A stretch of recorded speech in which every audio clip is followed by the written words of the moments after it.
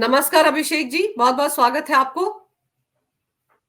नमस्कार अंजू पंकज के सभी दर्शकों को प्रणाम। नमस्कार, जय श्री राम और जीत की बहुत बहुत बधाई। जी, जीत की हम सबको बहुत बहुत बधाई। लेकिन इस जीत से बहुत से लोगों के कल तो पूरे दिन मुंह सूजे रहे, किसी की जुबान से कुछ निकल नहीं रहा था। शाम होते होते एक नया नैरेटिव सेट करने की कोशिश की जा रही है सेकुलर जमात की तरफ से अब। मोए मोए आजकल मोए मोए बहुत पॉपुलर है। हाँ, नहीं ठीक है। जिनके बारे में आप लेफ्ट लिबरल्स या एलईटी के जमात जिहादी जिनके बारे में आप कहना चाहती है, मैं लिबरल तालिबान उनको कहता हूँ। ये ठीक है, वो वही है, उसी प्रकार की सोच की है। पिछले 4 महीनों से आप एक ट्रेंड देखिए अंजू मैम, हम्म, रघुराम राजन और राहुल गांधी पॉडकास्ट करते हैं अडानी को गिराने के लिए, कि अडानी गिरेगा तो मोदी गिर जाएगा और हम 3 राज्यों का चुनाव जीत जाएंगे। हम्म, मुझे राहुल गांधी की राजनीति पे प्रॉब्लम नहीं है, हम्म, लेकिन रघुराम राजन आरबीआई के गवर्नर रहे हैं। सोचिए इस देश में नीचता की क्या पराकाष्ठा होगी आज जब उनके आकलनों पे हम्म, इस देश के, अब तो जीडीपी का इस क्वार्टर का भी रिजल्ट आ गया है हम्म, और आईएमएफ की बातें सामने आ गई हैं। तो रघुराम राजन के आंकड़ों पे, एक्सपीरियंस पे, उनके नॉलेज पे या पेड प्रोपोगेंडा वीडियो पे तो तमाचा मारा है। तो क्या वो बिल्कुल। पब्लिकली आकर के माफी मांगेंगे कि उन्होंने देश को मिसगाइड किया? और उस वीडियो को अजीत अंजुम ने चलाया, उस वीडियो हम्म, को असत्य हिंदी वालों ने चलाया, उस वीडियो को पुण्य प्रसून वाजपेयी, जो समाज का 70% आदमी हाशिए पे रहता है, ऐसे हाथ मल के कहते हैं, उन्होंने भी खूब चलाया। उनके हम्म, 4-5 पुण्य प्रसून वाजपेयी पे थोड़ा आना चाहता हूं, टाइम दीजिएगा मुझे। बिल्कुल। उसके 10 वीडियो के थंबनेल निकालिए, एंट्री होगी, नमस्कार। तो क्या है आज, क्या अमित शाह ने नरेंद्र मोदी के साथ ही खेल कर दिया? अबे हम्म, क्या बोल रहे हो तुम? अमित शाह और नरेंद्र मोदी के बीच तुम रिफ्ट पैदा करने का सोच रहे हो? तुम इतने बड़े पत्रकार हो गए हो, तुम एक यूट्यूबर हो हमारी तरह, और उससे ज्यादा तुम्हारी हैसियत है नहीं।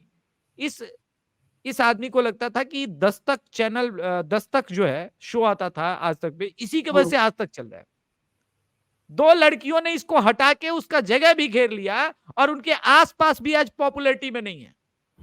तो आज उन लड़कियों को कोसने के अलावा इनके पास कुछ नहीं है। मैं अक्सर ये देखता हूं, ये देखिए, इसको पुरुष और महिला में नहीं लेना चाहिए, लेकिन कुछ हम्म, जो बड़े उस लेवल के घमंडी पत्रकार होते हैं, जो जिनमें पुरुषार्थ का कुछ ज्यादा ये होता है, मैं उनमें देखता हूं ये, जब महिलाएं उनको सुपरसीड कर जाती है, उनको सप्रेस करके आगे बढ़ती है, उनको अपने टैलेंट पे, अपने हुनर पे हटा के जब आगे बढ़ती हैं, उनके लिए उनका द्वेष दिखते बनता है। और रवीश सही कह रहे कुमार और पुण्य प्रसून वाजपेयी ने आज तक एनडीटीवी के दफ्तर में अपने पोजीशन को बरकरार रखने के लिए अपने जूनियर्स के साथ क्या क्या किया, ये पत्रकारिता जगत के आप किसी भी इंटर्न और इन सब में ये किस्से जो है जगजाहिर है। तो बिल्कुल। ये एंकर ही नहीं, ये आदमी भी अच्छे नहीं।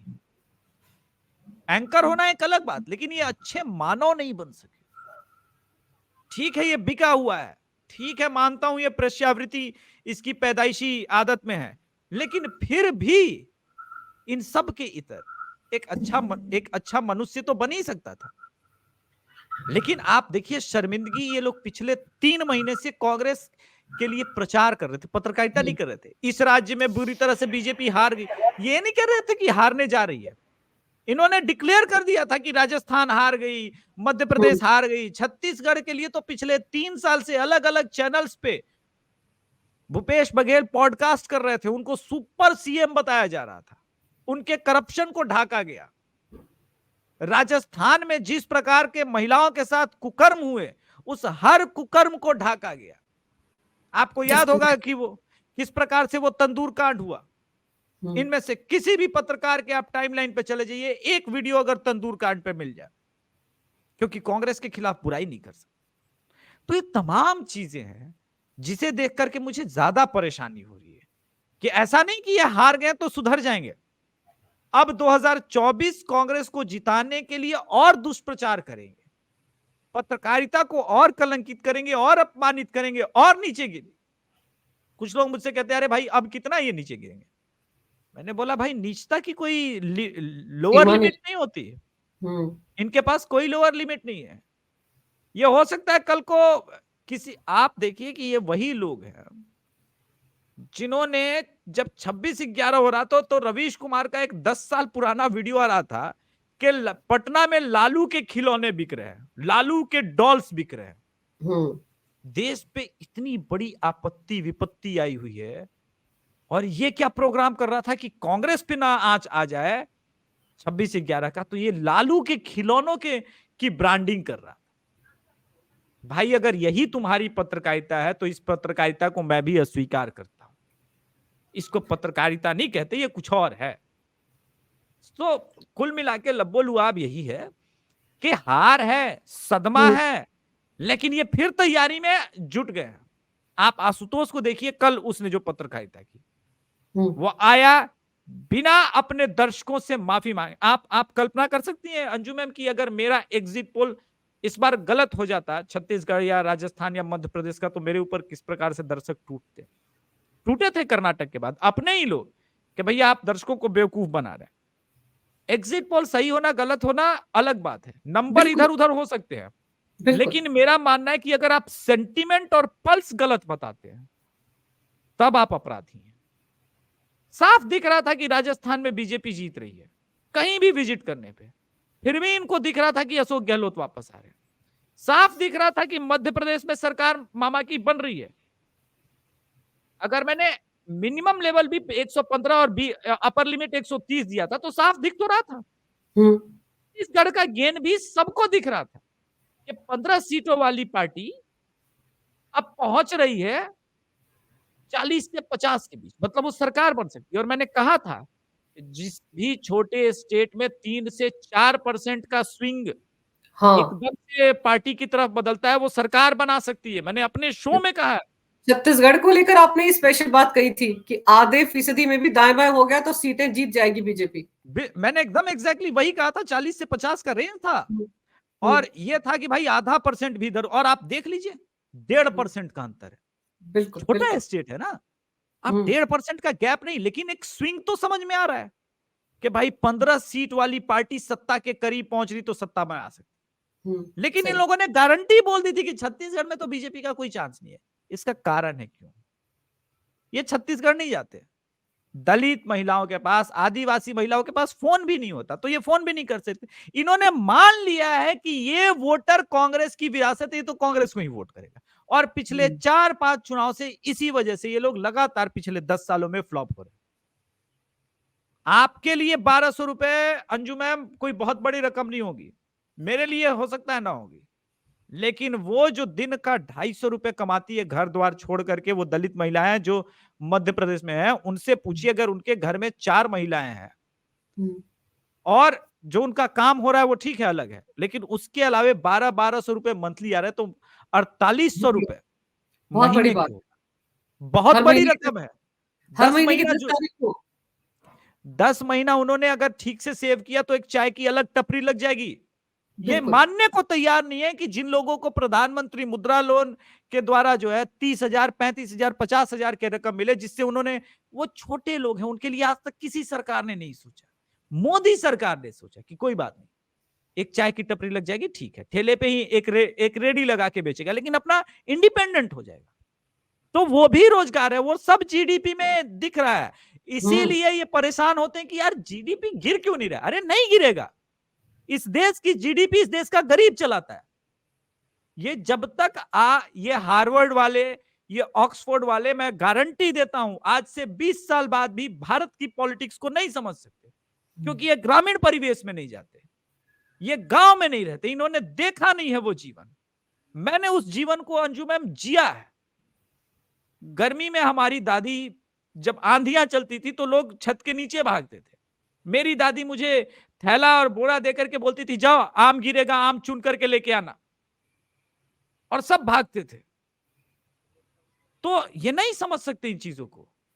चीजें किसी के दृष्टिकोण में हो सकता है कोई चीज तुच्छ हो, और किसी के दृष्टिकोण में वो 50,000 रुपए 50 करोड़ के बराबर है।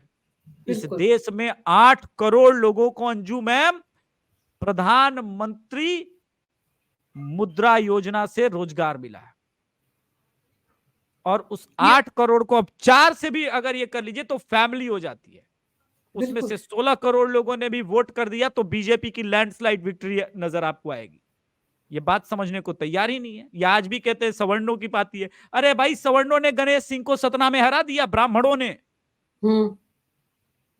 ब्राह्मण के वोट से वो, आप सिर्फ 4000 वोट से गणेश सिंह हारा, ओबीसी का है, और ब्राह्मणों ने नहीं वोट किया बीजेपी को, एकदम एंटी बीजेपी वोट किया है। तो राजनीति में प्लस माइनस ऐसे नहीं देखा जाता, पल्स देखा जाता है। तो हम क्या करते हैं, अंजुम, गए एक चाय वाय की दुकान पे, भीड़ देखी जहां पे राजनीति करने वाले लोग नहीं है, उनसे पूछ लिया कि अच्छा भैया किसकी सरकार बन रही है, आप किसको वोट करोगे। वो नहीं बताएगा, हो सकता है, गरीब आदमी डरता भी है कैमरे से। तब हम कहेंगे कि अच्छा ही बताओ कि इस सरकार में कुछ फायदा मिला है, तो बोलेगा हाँ, लाडली योजना मिल गई, लक्ष्मी योजना से मिल रहा है, कन्या दान योजना से मेरी बेटी का विवाह हो गया। तब हम पूछेंगे तो अच्छा ये वाला सरकार अच्छी है, दिग्विजय की सरकार अच्छी थी, कमलनाथ की अच्छी थी, तब वो आंसर देगा कि नहीं नहीं भैया सरकार तो ऐसी ही चाहिए। तब उससे पल्स पता चलता है। ये इनका काम ही बिल्कुल। नहीं है। तो नोएडा दफ्तर से फोन कर लेते हैं, शिवराज ये सिंह को तो वोटिंग करना चाहते हैं तो 1 दबाओ, और कमलनाथ ये को तो चाहते हो 2 दबाओ। ये तो ड्राइंग रूम में बैठकर करते हैं ना ये सारे सर्वे। इनके सर्वे जमीन पर उतर कर तो होते ही नहीं है। कांग्रेस पार्टी का भी तो यही रोना है अभिषेक जी, कि वो जमीन पर उतर कर कभी करती नहीं है। राहुल गांधी क्या कर रहे थे? खेतों में जाकर धान लगा रहे थे, चॉकलेट बना रहे थे, मैकेनिक बनना चाह रहे थे, कुली बन गए। क्या कुछ मिला? मोहब्बत की दुकान में वो ये सब कुछ कर रहे थे, और देखो क्या हुआ। मोहब्बत की दुकान से वो देश को बांटने का काम कर रहे थे ना, ओबीसी को, जो बार बार कह रहे थे मेरे जनगणना मेरे कैमरे करवाऊंगा पे एक ओबीसी की। लड़की ने बोला था, अंजू मैम, हम्म। हम्म। कि राहुल गांधी ये मोदी के पहले क्यों नहीं कर रहे थे, ये जो कुली बन रहे हैं। अरे कोई चक्के वाली सूटकेस को माथे पे रखता है, इतना कॉमन से। और ये ठीक है, आप बेवकूफ बना रहे हो, इस देश को, लोगों को बेवकूफ बनाने का प्रयास कर रहे हो, जो कुछ भी बन के। लेकिन आप ये क्यों सोच रहे हो कि आज भी सोशल मीडिया के जमाने में इस देश की जनता बेवकूफ ही है? ये गजब है जी। लेकिन एक चीज बड़ी मजेदार है अभिषेक जी की, मुझे लग रहा था कि कल शाम तक होते होते ईवीएम का रोना रोना शुरू होगा, लेकिन ईवीएम का रोना तब नहीं रोया गया।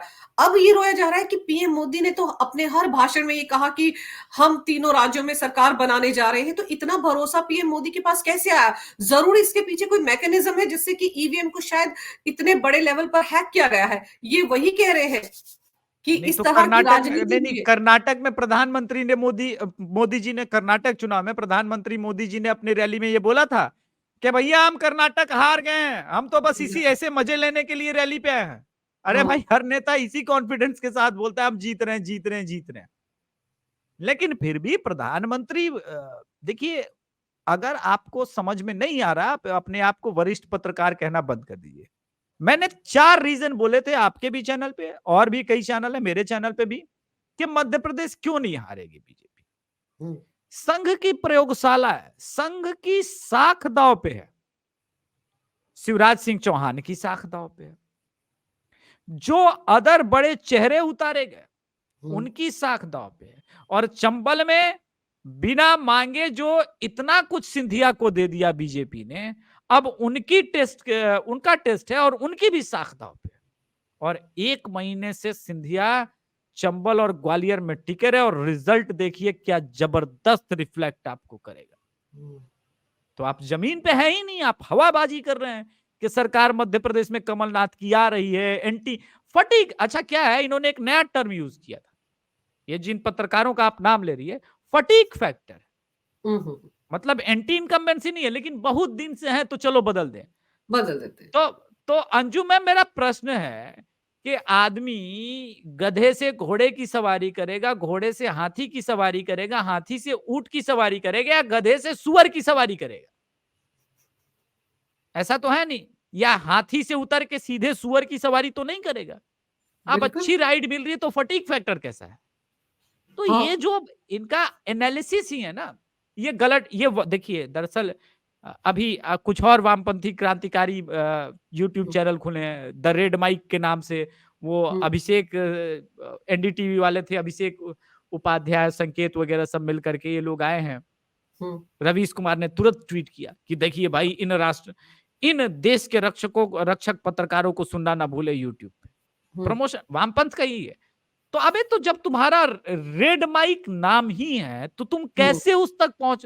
देखिए होता क्या है ना, इन लोगों का, वामपंथियों का, ये दूसरे की वॉइस को कभी सुनना नहीं चाहते। और इनके भारत ही नहीं, पूरी दुनिया का वामपंथ का इतिहास ये है कि ये जीवन में शासन पद्धति इनका यही है कि दूसरों की आवाज को दबा देना। आप स्टालिन लीजिए, माओ लीजिए, लेनिन लीजिए, या अभी जो उत्तर कोरिया का शासक है उसको लीजिए, ये दूसरों की आवाज को सप्रेस करना चाहते हैं, दबा देंगे। तो जब दबा दोगे, लेकिन ये तो डेमोक्रेटिक स्टेट है, तो तुम नहीं सुनोगे उसकी आवाज। हो सकता है माइक पे बेचारे उस गरीब को डांट भी दोगे, अब मोदी को वोट देने की बात करता है, अंधभक्त है, व्हाट्सएप यूनिवर्सिटी का प्रोफेसर है, फलाना ढिमकाना टर्म क्वाइन कर दोगे, लेकिन उससे वास्तविकता नहीं बदल जाएगी कि वो देख रहा है कि कतर में समस्या उत्पन्न हुई। ये लोग चिल्ला रहे थे, बताइए 8 पूर्व सैनिकों को फांसी दे दिया, अभी मोदी ने एक महीने में रुकवा भी दिया है।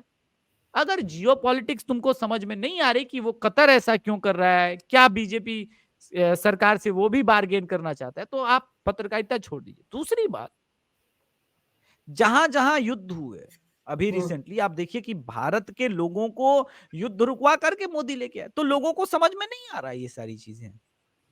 82 करोड़ लोगों को इस देश में, देखिए सारा धर्म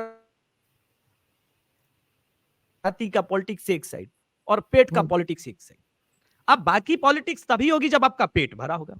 बिल्कुल। नरेंद्र मोदी 82 करोड़ लोगों को खाद्यान्न सुरक्षा दे रहे हैं, मामूली है। आप निकालते रहिए हंगर इंडेक्स, उससे, उस झूठ से, जिन महिलाओं के पास मोबाइल ही नहीं है, आप ट्विटर पे ट्रेंड कराते रहिए, वो देख रही है कि हमको पैसा मिल रहा है भाई।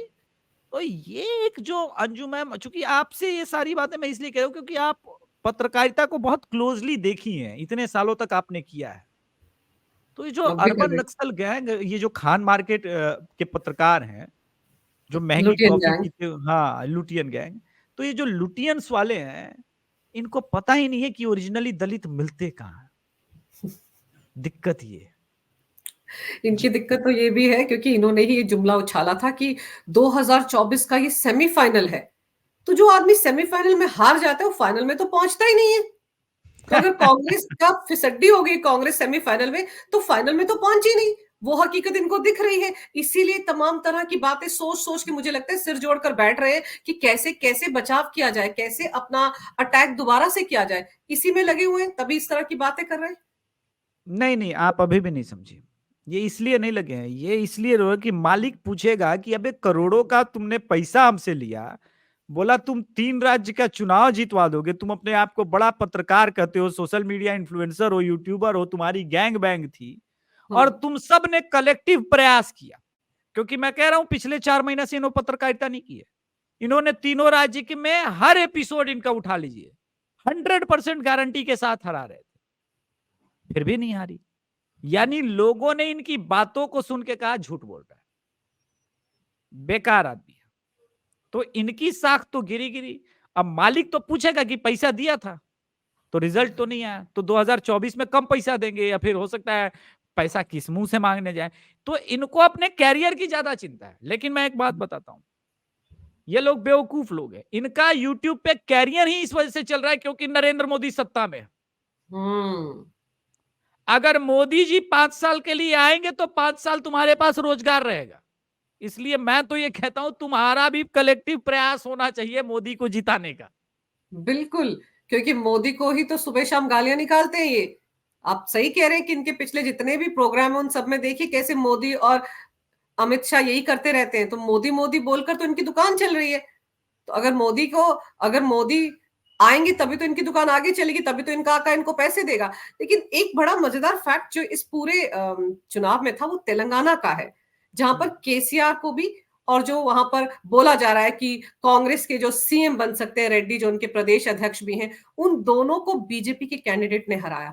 आप सोचिए तेलंगाना में बीजेपी का कैडर नहीं है अभी, लेकिन धीरे धीरे करके किस तरह से बीजेपी की वोट प्रतिशत बढ़ रही है। वहां बीजेपी सब जगहों पर एक ऑप्शन के तौर पर नहीं थी, अगर होती तब तो तस्वीर पूरी तरह से पलट गई थी वहां पर भी।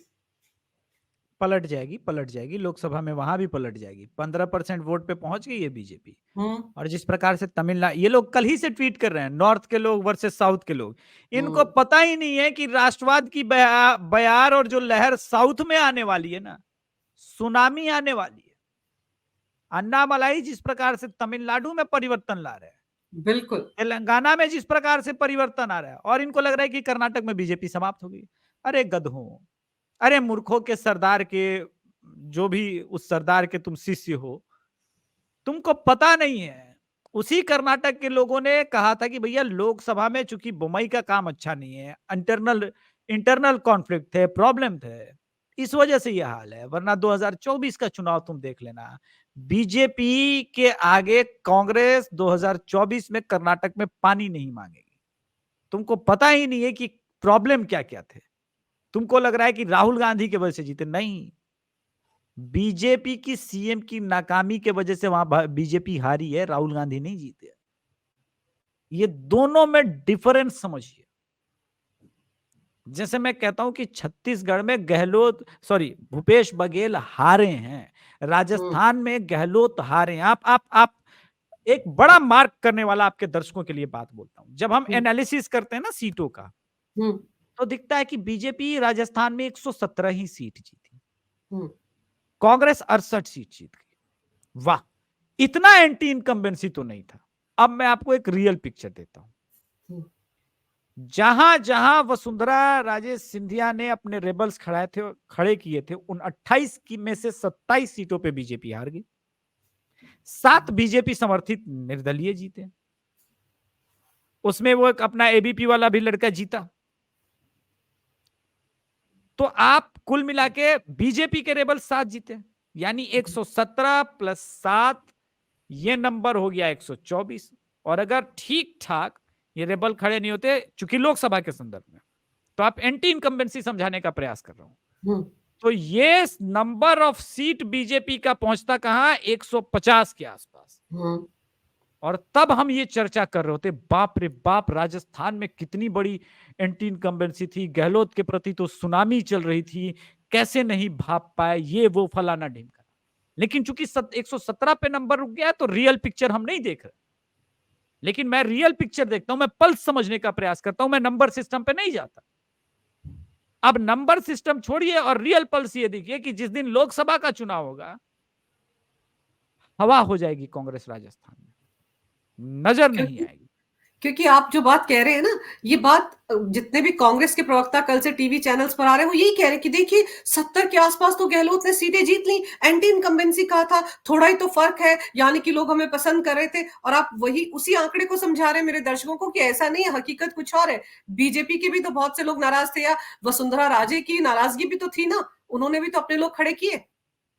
मैं तो बता रहा हूं 28 में से 27 लोग। देखिए आप आकलन 24 घंटे 48 घंटे बाद शुरू कीजिए इलेक्शन के रिजल्ट के।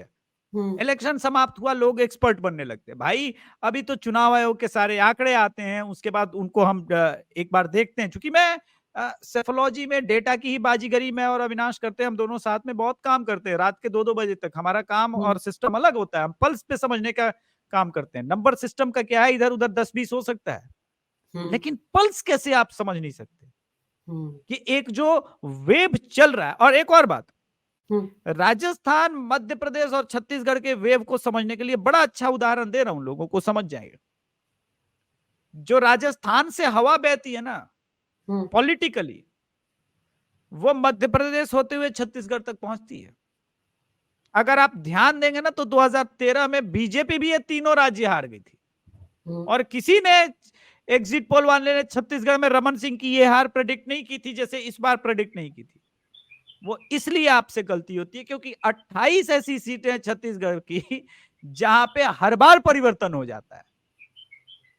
तो आप गए ही नहीं छत्तीसगढ़, तो आपको क्या पता रहेगा। उसी प्रकार से मध्य प्रदेश में आप देखिएगा, एक ट्रेंड है। जब से शिवराज सिंह चौहान की सरकार आई है, वहां पे आप देखिएगा कि खास करके नेमाड़ वाला रीजन जो है, नर्मदा संभाग हो गया, भोपाल संभाग, वो बड़ा बीजेपी का स्ट्रांग होल्ड है। उतनी एंटी इनकम्बेंसी सपाक्स जैसी पार्टी खड़ी हो गई, जेजेपी का कांग्रेस के साथ गठबंधन था, फिर भी बीजेपी 107 सीट जीत गई थी मध्य प्रदेश में। अब जेजेपी अलग है और सपाक्स नाम की पार्टी नहीं है। 3% सीधे सीधे आपको समझ जाना चाहिए था कि वोट स्विंग वापस बीजेपी की तरफ चला गया। अब उस 107 में उस 3% स्विंग को जोड़िए तो देखिए आपको वही रिजल्ट मिलेगा जो आसपास है। होता क्या है, आदमी नंबर सिस्टम के चक्कर में कॉन्शियस हो जाता है। कर्नाटक में मुझे बहुत गाली मिली थी, तो नंबर सिस्टम में नहीं पढ़ के हम सेंटीमेंट पे पढ़े। देखिए, राजनीति को समझने के लिए सिर्फ वोटिंग पैटर्न नहीं, नरेंद्र मोदी इस कॉन्फिडेंस से कह रहे थे क्योंकि उनके पास आंकड़ों की बाजीगरी करने वाले अमित शाह हैं। आपने देखा कि राजस्थान और मध्य प्रदेश को जीतने के लिए मोदी और शाह आ गए और नड्डा जी को भेज दिया गया, बोला कंप्लीटली आप सिर्फ जो है एक ही स्टेट पे फोकस कीजिए, आपको 4-5 स्टेट नहीं देते। तो रणनीति के हिसाब से चुनाव लड़ी और जीती है। बाकी अगर आपको एनालिसिस करना ही है अपने न्यूज रूम में असत्य हिंदी वालों को, तो बहुत कुछ अभी किया जा सकता है। अभी तो आप प्रोपोगेंडा करेंगे ही, अभी तो आप कहेंगे भारत की डेमोक्रेसी समाप्त हो गई, हिटलर का राज आ गया, नाजीवाद आ गया, फांसीवाद आ गया, अब ये देश नहीं बचेगा 2024 के बाद। आप वो काम कीजिए, हम सत्य लोगों तक पहुंचाते रहेंगे अपने अपने चैनलों के माध्यम से। मुझे तो एक चीज और याद आ रही है कि शनिवार को अभी नतीजों के आने से पहले ही कमलनाथ के बड़े बड़े होर्डिंग लग गए थे भोपाल में कि कांग्रेचुलेशंस आ रहे हैं कमलनाथ। ये क्या नौटंकी थी, किस बात का इतना उतावलापन था, उसको क्या कहेंगे ये सब लोग मिलकर। देखिए, वही बात है ना कि इनके जो पेड पत्रकार थे, इन्होंने कह दिया कि मालिक आप आ रहे हैं, आपने पैसा जो हमको पहुंचाया वो व्यर्थ नहीं जाएगा, हमने बहुत मेहनत की है 4 महीने, लोगों को बेवकूफ हमने बना दिया है। लोगों ने कहा भाई हम अंजू पंकज, अभिषेक तिवारी जैसों को भी तो सुनते हैं ना, उन्होंने तुम्हारी पोल खोली है, वो कोई बेवकूफी वाली, शिवराज को ही हम वोट दे रहे हैं। तो ये तमाम चीजें हैं। ये लोग एक्चुअली ये चुनाव का सही आकलन इस प्रकार से करना चाहिए कि भाजपा जीती है, कांग्रेस हारी है, ये सब बात की बात है, ये सारे के सारे पत्रकार हारे हैं चुनाव, ये इसका रियल आउटकम। जी बिल्कुल यही है। और आप याद कीजिए, प्रधानमंत्री ने आज जब वो शीतकालीन सत्र के लिए जा रहे थे तो उससे पहले उन्होंने कहा ना, उन्होंने कहा कि हमारी बुराइयां करने से अच्छा है कि अपने गिरेबां में झांकिए, अपनी खामियां देखिए कि आप चुनाव क्यों हारे। आप आरोप लगाकर नहीं बच सकते कि बीजेपी ने ये किया, बीजेपी, अरे ये भी तो देखो आपने क्या किया। और वही सबसे ज्यादा जरूरत है इस वक्त विपक्ष को। नहीं, मैं कहता हूं युवा लड़का है एबीपी का रविंद्र भाटी, भाजपा और कांग्रेस के दोनों प्रत्याशियों को राजस्थान में हरा के आ गया। और ये पल्स में जिस दिन मुझसे पूछा गया था रविंद्र भाटी का क्या होगा, उसी दिन मैंने कह दिया कि मैं ठोक के कहता हूं ये आदमी जीतेगा। क्यों? क्योंकि सारे एबीपी के लड़के उनके साथ थे, बीजेपी के नीचे लेवल के नेता उसके साथ खड़े थे, तो जीतना ही था इस आदमी को, निर्दलीय जीत गया। आप पल्स इसलिए नहीं पकड़ते क्योंकि आप जाते हैं कांग्रेस दफ्तर में, 10 लोगों को प्रायोजित लोगों को खड़े करते हैं और कहते हैं मोदी को गाली दो, हम अपने चैनल पे दिखाएंगे, पूरा माहौल बना देंगे। तो ये सब काम करने से अब जनता जान चुकी है भाई, ये सब काम करना बंद कीजिए। अभिषेक जी, अजीत अंजुम का वो वीडियो बड़ा वायरल हुआ था जहां पर वो महिलाओं के पीछे भाग रहे थे माइक लेकर, बताएं किसको वोट दिया, बताएं किसको। महिलाएं बताना भी नहीं चाह रही थी, फिर भी वो जानना चाह रहे थे। और बहुत जगह तो उनके मुंह पर लोगों ने कहा हमें तो योगी चाहिए, हमें तो बाबा बालक नाथ चाहिए। उसके बावजूद भी वो भांप नहीं पाए कि किस तरफ जा रहे हैं। तो उनकी दिक्कत यह है कि वो वोटिंग वाले दिन ही शायद मैदान में उतरते होंगे, उससे पहले भी थोड़ा उतर कर दाएं बाएं घूम लें तो ज्यादा अच्छा है ग्रामीण इलाकों में। नहीं नहीं, वो घूमते हैं लेकिन वो सुनना नहीं। मैंने क्या बोला कि वो ऐसा नहीं कि उनकी आवाज नहीं सुनते, उनकी आवाज को इग्नोर कर देते। अरे ये ऐसे, ये भक्त आदमी है। अरे भाई ठीक है, वो भक्त है, वो अंध भक्त है, तुमको जो गालियां निकाले, वोट तो करता है ना। तुमको ये सोचना चाहिए कि वो पक्का वोटर है तो उसका परिवार भी पक्का वोटर होगा। तुम उनको उनको सुनने से इनकार कर दे रहे हो, तो मत सुनो। आगे भी तुम इसी प्रकार के तुम्हारे छीछा लेदर होंगे, इसी प्रकार से तुम अपमानित किए जाओगे, फिर रोगे, ये सारी चीजें होंगी।